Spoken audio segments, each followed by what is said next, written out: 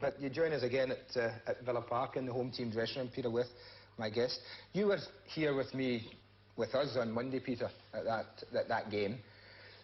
First of all, were we right to place such importance on a game so early in the season? Yeah, because I mean it's both teams first and second in the championship last year. So I mean to come at the time that it did, it proved it in the end that it was such a great game and such entertaining football. The beauty about the both sides is they play open and attacking football, and they want to win. It doesn't matter. Ron's the same. He wants to win every single game, and of course the onus is on Aston Villa because they're playing at Villa Park. Right. And you expected that? I mean, you didn't expect anything other than the game you saw? I was surprised at a bit of the tactics, but I wasn't surprised about the game because I thought that it was going to be an open and attacking game. Well, let's look at. What I'd like you to do is you take Villa. I mean, yeah. Let's for instance, Ron made a couple of changes. Yeah, he did. From his side, and I mean, if you just talk through us what exactly he did. Well, he brought in Brian Small for his first game of the season, which he played against Manchester United because he's worried about the threat of Chelsea.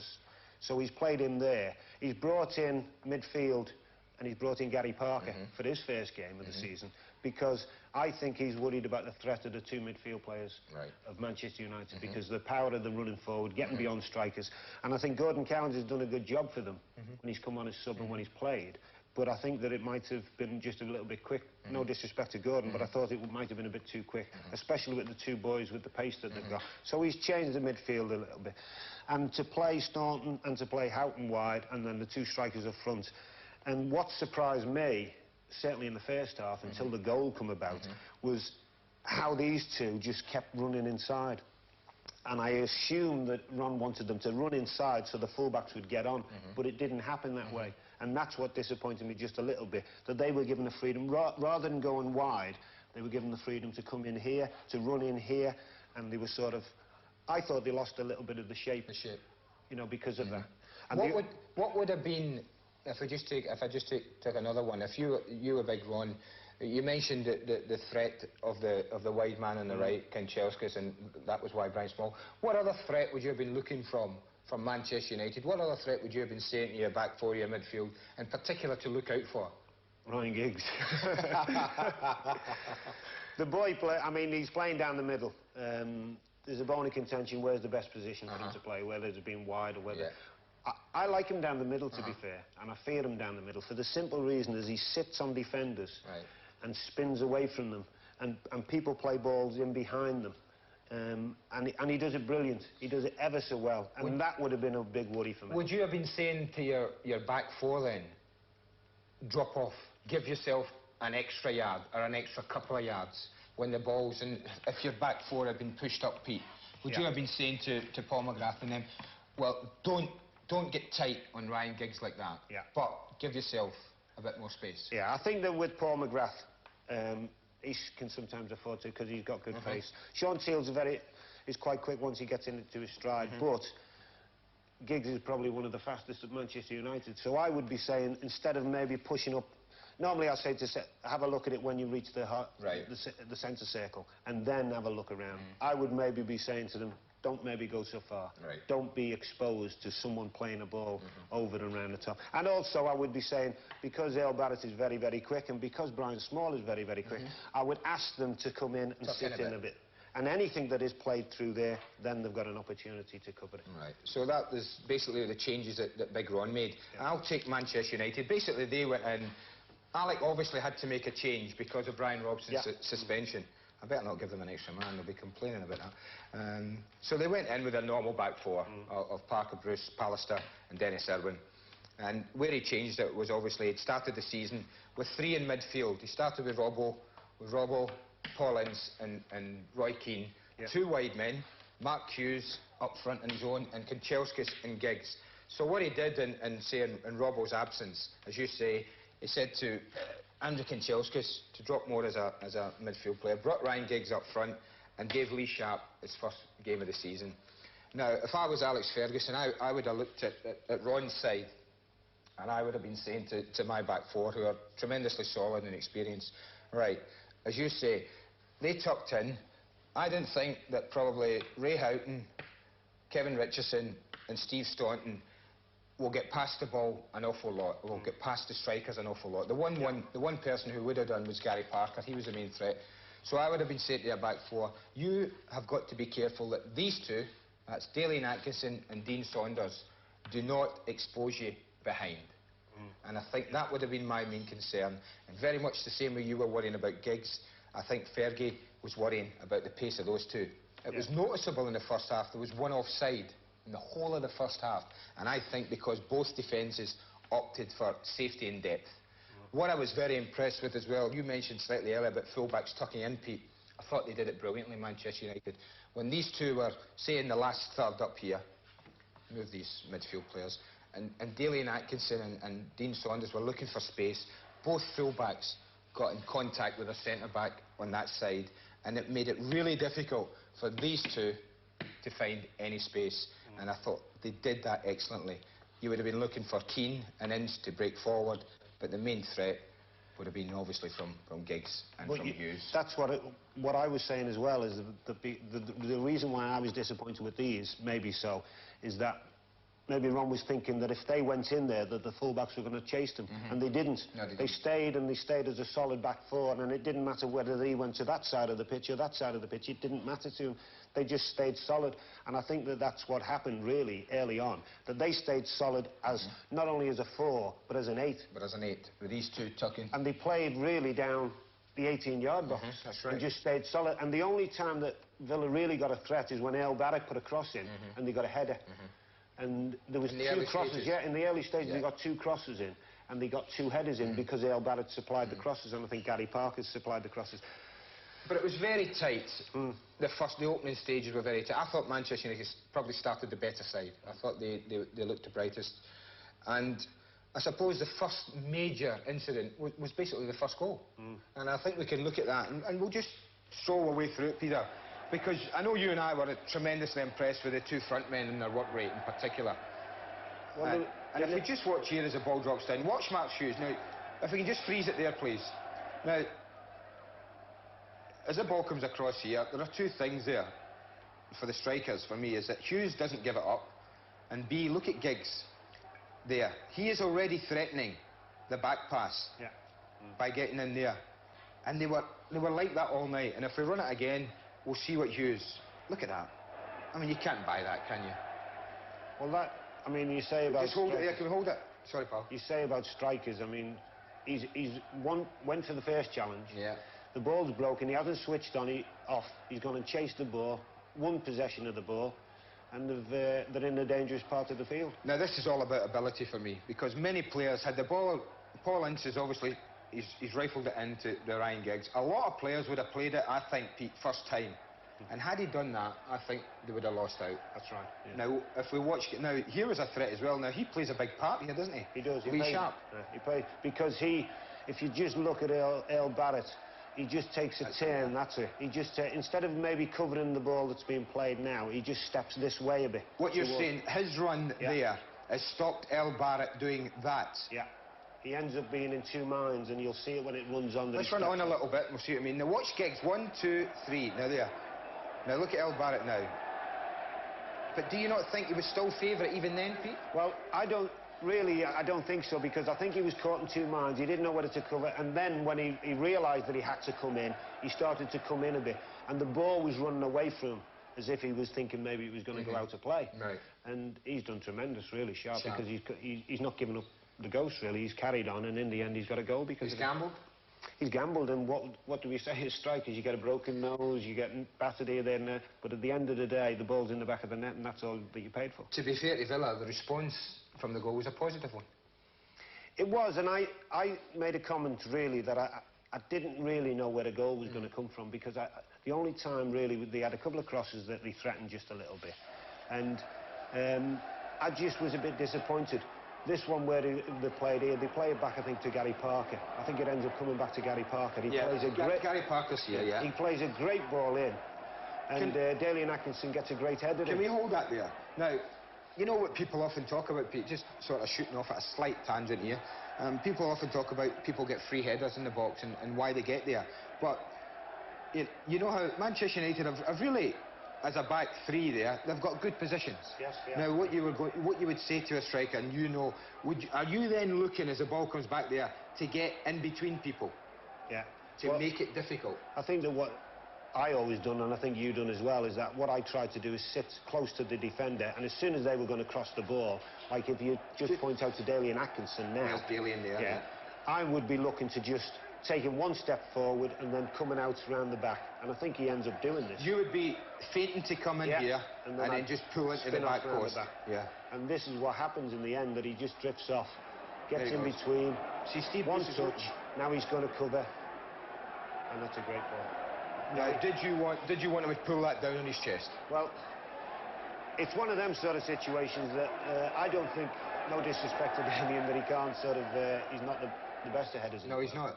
But, and I think that it's one of them. I would be looking to just take it on my chest, take it in. He would have been on his favourite right foot, and he could have rifled it out of it. But it's a great header, to be fair. Oh, it's a good header, and I mean, it's only just missed the post.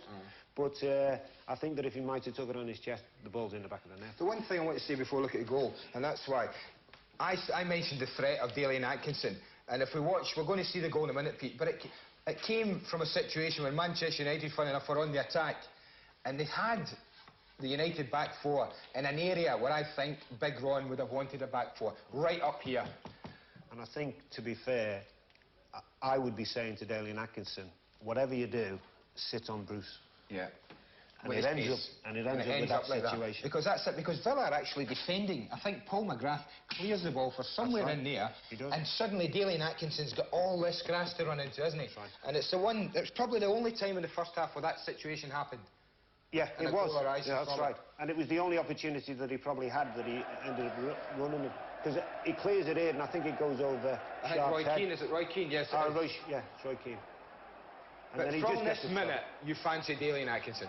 I mean, when it come like that, I just didn't fancy anyone to catch him. The only one that I was saying to Brian Robson was Pallister, and it's ended up that Pallister gets across him. Now, can we hold it? Can we hold that there? Now, in fact, it's a great place to hold it. Now, you and I both spoke about how well Pallister had done in this situation. Now, he knows that Daly and Atkinson is predominantly right-footed. He knows all his strength is on that. So what Pallister has done is he said, OK, I'm putting my body here. There is no way you can go across Peter Schmeichel and score. Because if you try that, you'll hit me. Yeah, that's right. So I mean, I imagine, what he's saying is, if you're going to hit it anywhere, you've got to hit it past me, into there. And that's exactly what he encourages him to do. Well, I used to work on, when I was doing the coaching and things like that, is that we always think that we're the last man, and yet we're not the last man. The goalkeeper's the last man, of course. And what you'd do if you were in a situation of saying to them, well, go on, shoot at me last man, because you're not going to beat him here. No. And you're not going to bend it round him in there, so I'm going to do it that way, and that's what he done. And did that surprise you as much as me that it ended up in the net? It did, really, and I think it surprised Mr. Schmeichel as well, that it ended up in the net. Because he's got a hand to it, to be fair. Yeah. I mean, he's probably been a bit floppy with his hand. That's twice that I've maybe criticised him, but both times they've been great strikes. Great strikes. Well, that was a great boost for Villa at half-time, and, well, Villa took their half-time. You and I are going to take our half-time and top up our tea again, and we'll get back and discuss the second half in a minute. Yeah, great.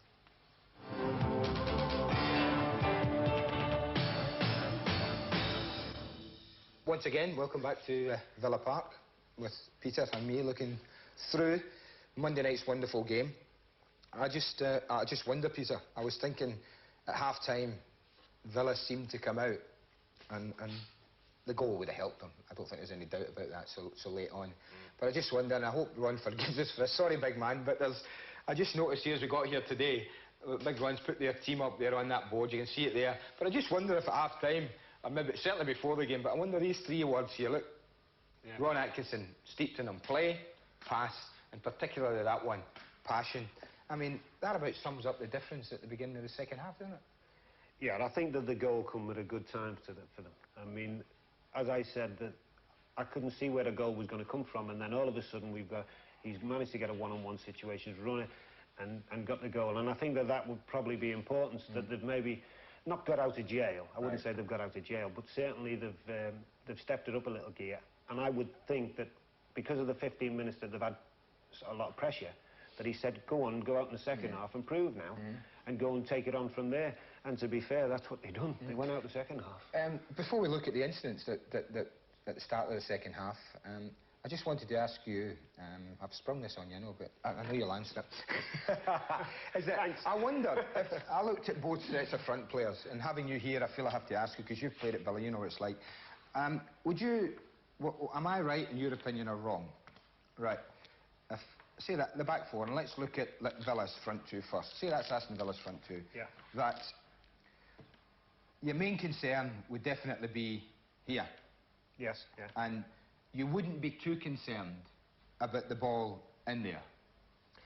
You wouldn't, but what I noticed in the second half that Stevie Bruce, because he had been told something, that when Daly and Atkinson was dropping in there, he wasn't going with him.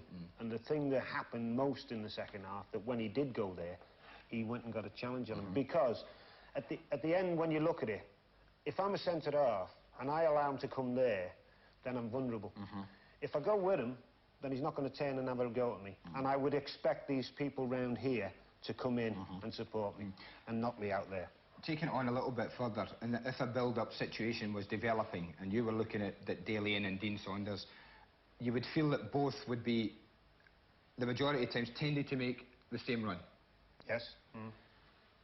Now, let's reverse it then and say that's Villa's back four. You're against Giggs and Hughes. Do you feel that there is more option there? I mean, this fella is brilliant at getting it into feet.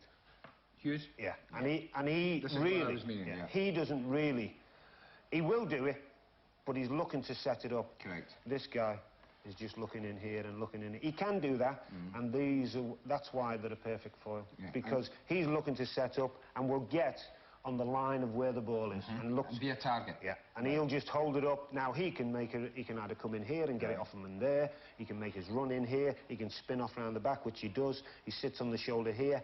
They play balls into here, and his reaction is normally off him. Off him. Now that if you're a centre back would cause you more problems than facing Daly and Dean, who, as I think we agree, will tend to look there and won't sort of be pulling short, one be pulling short to get it at feet, to link up, to spin away again, or for the other one to dart in there. I just felt United's front two had more variety to the play. Well, they didn't only have more variety. I mean, they worked not only tremendously hard when they had the ball, they worked a hell of a lot when they didn't have the ball, and they put this back forward. That impression, is that something that you noticed in your coaching and your management days that was lacking in strikers? The willingness to work as hard as Giggs and Hughes did on Monday night? You see, what strikers tend to say, and the get-out for them as a coach, is that they say to you, well, if you want me to conserve my energy and to get on the end of things at this end of the pitch, then you can't be expecting me to run between full-backs.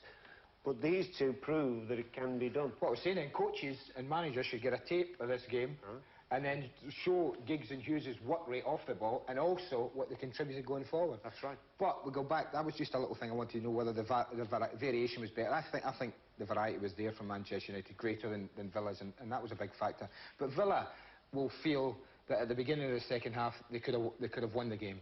And we're going to look at certainly the incidents that started it. And Dean Saunders, who I thought had a poor game, is the one who brings out the best in Peter Schmeichel. Now, if we just run it on from there, I mean, this is what we talk about didn't happen often enough. Do you just hold it? Yeah, there. Just a little bit further, please. Can you take it on a bit further? A little bit further. Right, hold it there. I'm just trying to get the full-back who's down here, just in the shot a little bit. But that would be ideal for Villa. That's what they would have been looking to get. Yeah, to get somebody challenging there with a centre-half out the hole and Dean Saunders either coming across the centre-back, well, he's already across him. Yeah, he is. At the moment, to be looking to drive in on goal. Yeah. And with both full-backs, you see Dennis Irwin's ahead of the ball, and I think you can just see, could we run it on just a fraction more? See if Paul Parker comes in? He comes into the picture. He comes into the picture a little bit. He's a bit, there he is, hold it there. He's just been a little bit ahead of the play as well. But that was something that you felt happened too few times for Aston Villa. It did. I mean, it ended up defensively. I don't think Alex Ferguson would have been too pleased with that because it ends up the centre-half is on the wrong side of Dean Saunders. Gary Palliser? Yeah. You feel that when it was building up, he maybe should have tucked round? Yeah. Well, once he's come into the hole where he has, then he's comfortable. He might argue the point that he takes a snapshot, but it's a chance it near goes in. Well, that's what Dean Saunders is renowned for. Well, I mean, half chance. knows where the goal is, and that's a great strike, to be fair. Good save in the end. Great. I will praise him. It was a good save in the end as well. I know, you criticised me before, but I think we all did. I think we all did there. Now, that was obviously what a boost that Villa wanted. I think when you get a shot, you're hitting into the whole end, their home supporters, that early in the second half, it sparked them. And Kevin Richardson almost ripped the goal out very shortly after that. And at this time, you're thinking, if Villa get one, they might just win this game. That's right, yeah. And we run this in as slow as you like, because if we can just hold it a little bit more, we see Kevin in the shot, just hold it there. And we often talk about the set-up ball, when you're controlling something. And I think the only thing he can do is the quality of, he keeps his eye on the ball, he knows players are coming at him, he knows defenders are coming at him from all angles, but his set-up ball is absolutely perfect. He knows exactly where he's dropping it. That's right. And he just, well, his shot is excellent. There you go. He chests it away from Giggs. Little skip, and he hits it. Now, when I watch this, I think he gets a deflection off Stevie Bruce. We can't see on the camera, really, but where I was watching the game was behind the goal, and I thought that when he struck the ball, I think it was Stevie Bruce. He just got it. I mean, it was only a slightest touch, but the slightest touch ends up, it doesn't go in the back of the net. It goes and hits the post as it did. But that's two chances that they've had, and you think if one of them goes in, you know. Are you of the belief in games of that importance, when two big clubs are playing each other, it's vital to score when you are on top? It is, because it's proved in the past that you can be on top for sometimes 80 minutes and lose the game, you know, so it's important that when you are on top that you've got to take your chances.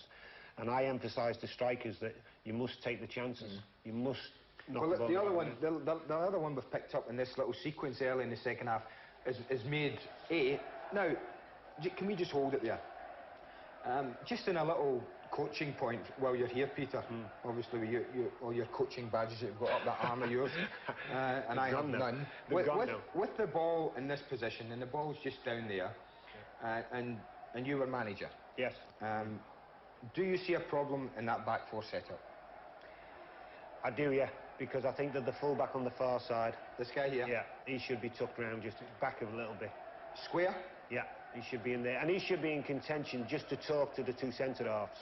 And he should be saying to them, if any of them make a run, it should be passed on. I mean, we talk about on the line. You pull them on the line. So where you've gone for the challenge, I would expect the centre-halves to be this side, whether I can show you on here. Which side? This side here? Yeah, if they can be this side of them, so they can be a threat. If the ball gets played behind them, yeah, and there, then he can cover and they can all be switched on. Come round. Yeah, they can all be switched on. But also, is it not important for him to be around in case a mistake occurs there, and this centre-back has to leave his man to get him, and that means he's comfortable knowing that the full-back is already around there, covering his man. And that's what sometimes the furthest man has got to be talking. He not only does that, but he also, if that happens, then he can pull his wide midfield player back into his position. This wide midfield player can come back. Now, if you just run it on, the reason we say that, because this is a mistake. You watch Steve Bruce misses it. Now, Gary Pallister immediately comes over, and he's not really round. That's right. But it's a great effort from Daly and Atkinson. He does well in the end, Pallister, because he bides his time, but, I mean, again, he turns inside, gets it on that right foot of his, and as we've seen from the first goal, he's a bit powerful when he knocks them. And as we've seen, Manchester United are not going to let teams off the hook that don't score when they're on top. That was probably, for me, the last real threat before Manchester United began to dominate again, and we're going to take another quick break and then look at the final part of the game.